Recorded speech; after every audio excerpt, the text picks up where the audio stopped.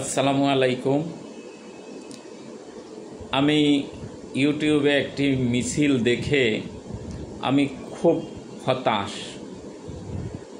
যে ইদানিংকালে বিশেষ করে 24 জুলাই আগস্ট আন্দোলনের পরবর্তীতে ঢাকা শহরে এক নেতার আবির্ভাব হয়, যুবনেতা রবিউল ইসলাম নয়ন।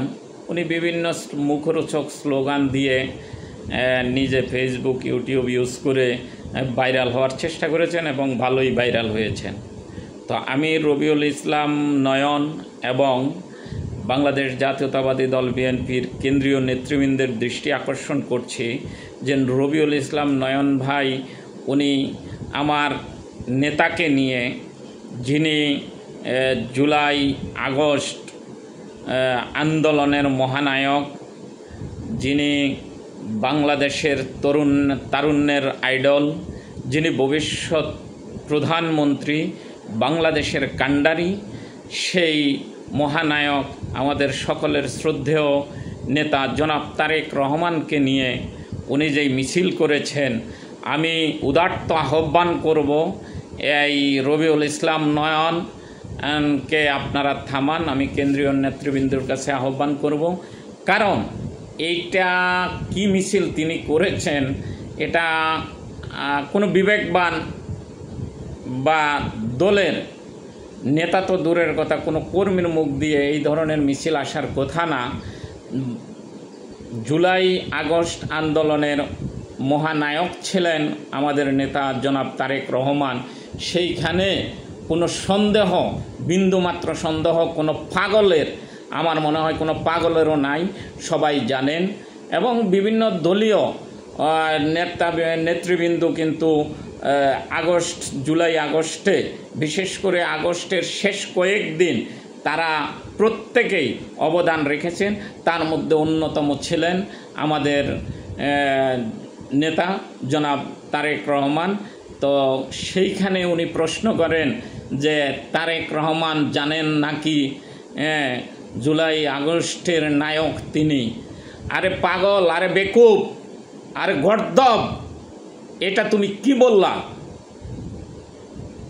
এটা শুধু জনাব তারেক রহমানে নয়, এটা বাংলাদেশের 18 কোটি মানুষ জানে, এটা সারা বিশ্ব জানে।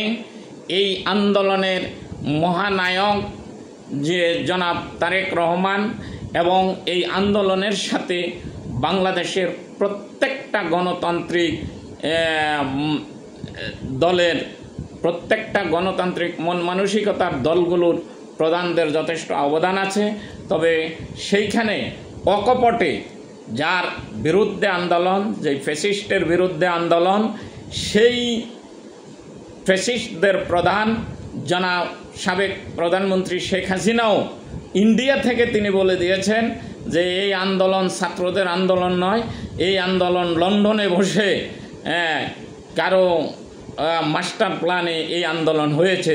অর্থাৎ তিনিও ইঙ্গিত করে বুঝিয়ে দিয়েছেন যে এই আন্দোলন এসেছে আমাদের মহানায়ক, আমাদের নেতা জনাব তারেক রহমানের মাইন্ড থেকে। সুতরাং তুমি যেই প্রশ্নবিদ্ধ করে দিয়েছ আমাদের নেতাকে, সুতরাং আমি চাই যে রবিউল ইসলাম নয়ন সংবাদ সম্মেলন করে জাতির কাছে মাপ চাইবে, নেতার কাছে মাপ চাইবে, এবং কেন্দ্রীয় নেতারা তার বিরুদ্ধে ব্যবস্থা নেবেন যে সে আবারও বিবৃতিতে আসে এইরকম স্লোগান দেবে। সন্দেহের অবকাশ নাই, জুলাই আগস্টের নায়ক জনাব তারেক রহমান ভাই।